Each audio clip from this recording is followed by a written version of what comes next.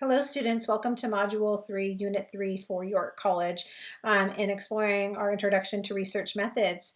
I am happy to be here today, Dr. Romo, and I want to help you to see some of the unit objectives that we're focusing on, which are related around a purpose statement, distinguishing a clear research question or hypotheses or some type of objective for your research, as well as understanding the criteria that might be used to evaluate a quantitative study or qualitative study of research. Our guiding questions, there are 4 of them, they're listed here.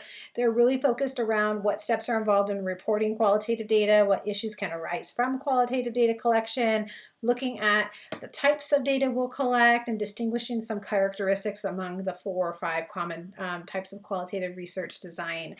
In our agenda, the things that we are accomplishing, and I provide this to you, I know it's not in the unit, but I provide this to you so you can see this clearly in the lecture to know what's expected of you. There's 3 things. We're reading chapters 9 through 11. We're watching 2 videos related to research methods and data analysis perspectives, as well as completing assignment 3B, which is due on Sunday.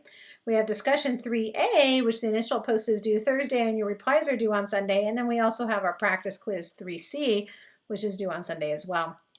When we look at our discussion 3, looking at research thoughts, and here I'll clear the screen without my camera so you can see it clearly without my face impeding your view. There are 5 things that I really think that you need to focus on in this discussion. What that is I want you to answer the questions that are provided in the discussion, but I'm looking to see evidence of the steps to report data, looking at your types of data, looking at you answering questions related to data collection issues, and providing some common qualitative research designs. And most importantly, focuses on engagement, course engagement. It is really important that I see the engagement with you and your peers. You've all been doing a phenomenal job in units 1 and 2 to do this, and I've really enjoyed being part of those discussions, so just keep up that good work. Answer the questions that are provided. It needs to be at least 200 words total to answer all those questions, and your replies to 2 peers should be at least 100 words each. 2 peers, 100 words. And so I'm looking for that as well. Integrate in your course text. Any of the sources provided to you within the unit is important, and it's important to get that dialogue going. So once you've read through the questions, if you have any questions related to the discussion, reach out to me early in the week. Assignment 3B is an article summary. So there are 4 things you're accomplishing here. You're selecting an article to read. This article you're selecting should be clearly usable utilizing the empirical article summary rubric that's provided to you in Canvas. This rubric helps you identify what you'll be evaluating in this paper. So you are writing a brief paper that helps you that's an article kind of review, a summary of the article that you select. So the article you'll be picking is one of your sources from your draft 2 for your literature review. Any source that you have that you feel is a valuable article, you're going to take a deeper look at it. You're going to develop an academic opinion. I want you to summarize that article, but I want to hear your academic voice. I want you to determine the reliability of the article in terms of being empirical research, meaning an actual qualifying research study. And then I want you to review it, and that's where your academic opinion comes in. Tell me what you think about the study. Tell me how you think it's a solid study from a methodological perspective, meaning from a research methods perspective. Why do you think this was a great study? Look at quantitative design, qualitative design, the things that you've read in the chapter, and develop an academic opinion that reviews the article's effectiveness in that sense. So you can pull up the empirical article summary rubric and use it as a guide. You will use the summary outline to help you with this project, and I will pull that up really quickly. So I have turned off my camera, but you can see the portion of the screen here. You will use this outline. You can click the link here, number 4. It will provide you with a Word document that you can pull up, and I will toggle this into the screen. And here is the outline. So if you look at it at the top of your paper, you should complete this utilizing an APA format citation that you have chosen. So part 1, provide that APA citation at the top of your Word doc. Then in part 2, you will summarize the article and include one paragraph or set bullet points for each of the following. So you can write this, we're a little flexible here on how you can do this. You can do this in like a narrative form or a paper form where you answer question number 1 as a paragraph, and then the next paragraph is question 2, the next paragraph is question 3. Or you can set bulleted points to where you put number 1, research hypothesis, and then you answer these questions here. And you would do it at least a paragraph to answer those questions. And you can do another bulleted form to answer these questions, so on and so forth.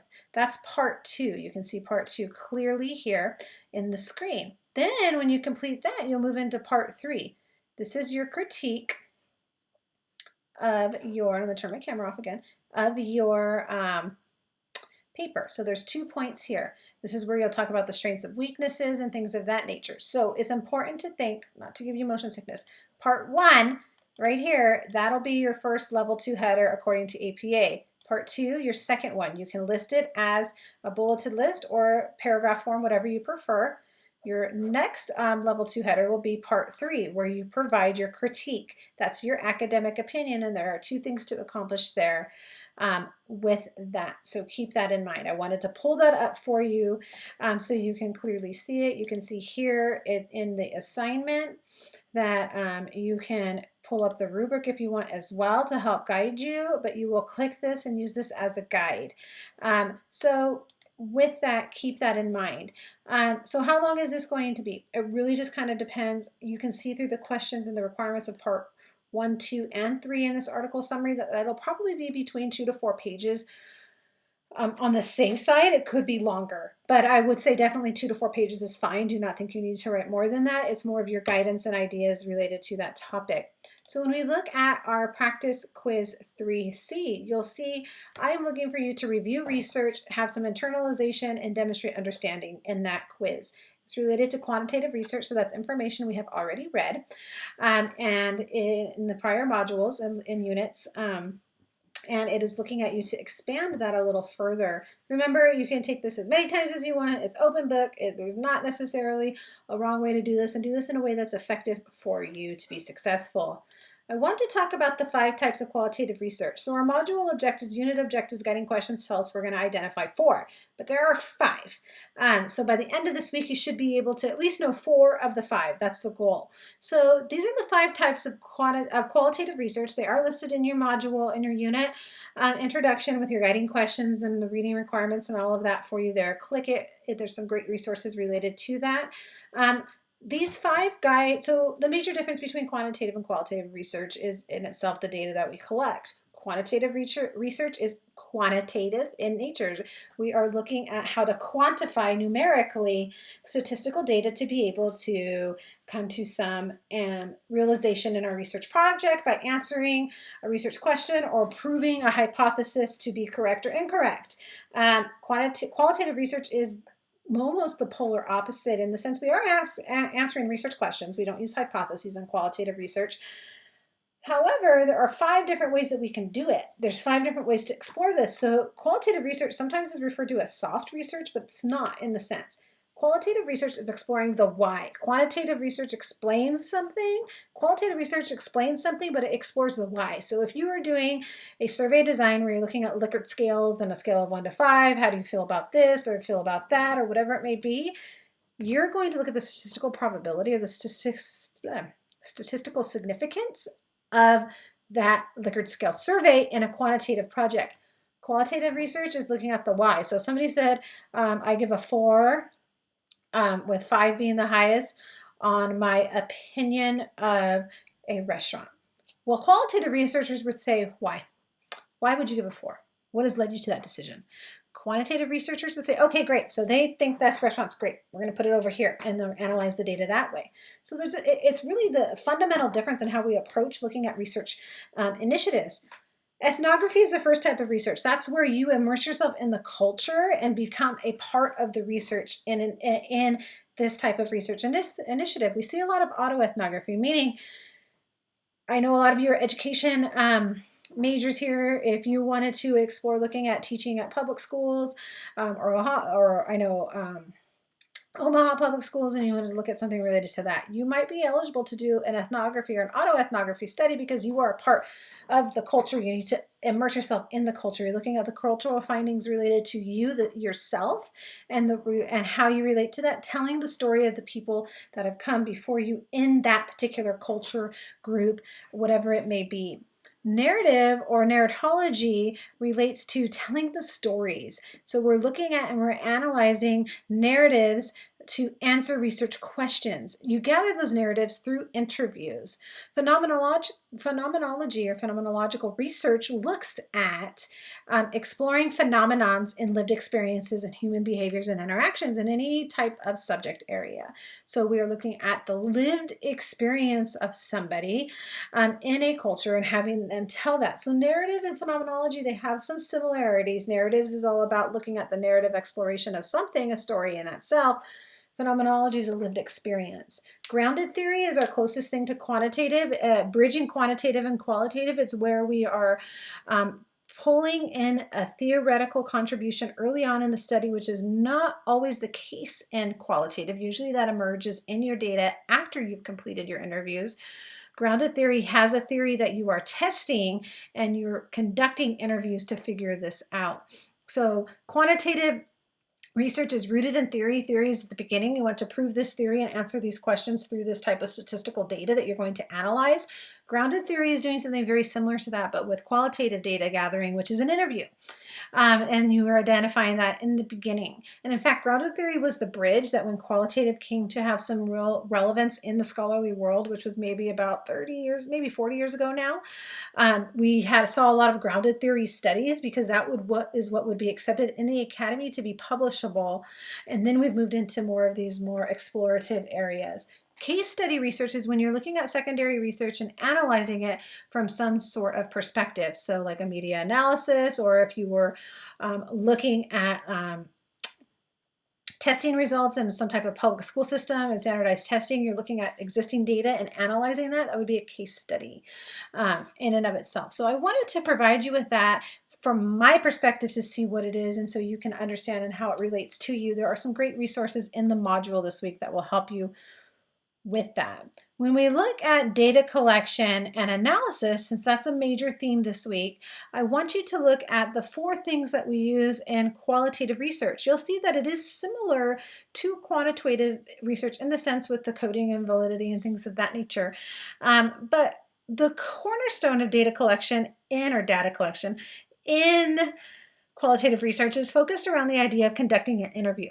So quantitative, like I said, is survey design driven, looking at the statistical responses to those questions. Data collection and qualitative is the opposite. It's an interview, and you're asking a lot of open-ended questions. You're not asking, do you like to eat at McDonald's? Yes or no. You might instead ask, how would you encourage somebody to make a healthy choice, and would you encourage them to go to McDonald's and why? Or you might say something as to, what are some of the reasons why you eat at McDonald's? Not asking them if they eat or not, and you're asking them to tell you the why. A lot of interviews from a phenomenological perspective ask them to say, tell me your story, tell me your lived experience in this situation. Ethnography would be immersing yourself in the culture and asking them why and how they do things. So once you've collected those interviews, you've audio recorded them, transcribed them, you're going to code them, and you're going to look for keywords, things that happen and patterns that emerge over time by listening to those transcripts. You'll start to see as you code themes that come out of those coding those keywords. So patterns that emerge. So themes that happen, patterns that emerge over and over time in a repeated fashion in multiple interviews will then develop into a theme. And that's where you get your validity. If you can see that you have replicated similar responses, now everybody doesn't speak the same way, but there's similar responses to specific questions over and over again in an interview, that's your link to validity.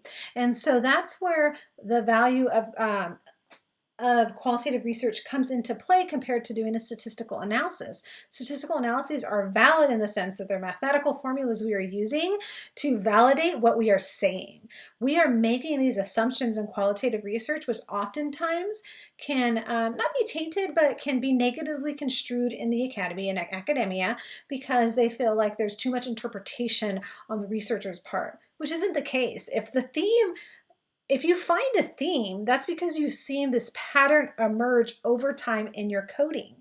That means highlighting specific words that come up over and over again. There's technological software that can help you with this, but the old and tired true way is to get a piece of paper and to code, highlight those terms, look for the pattern, do some pattern matching, see where patterns emerge, and then develop a theme. So that comes from that. So it's time consuming. It is valid and it provides validity in your source that you're not just saying, hey, this is the theme that happened. You are proving that through the interviews that took place.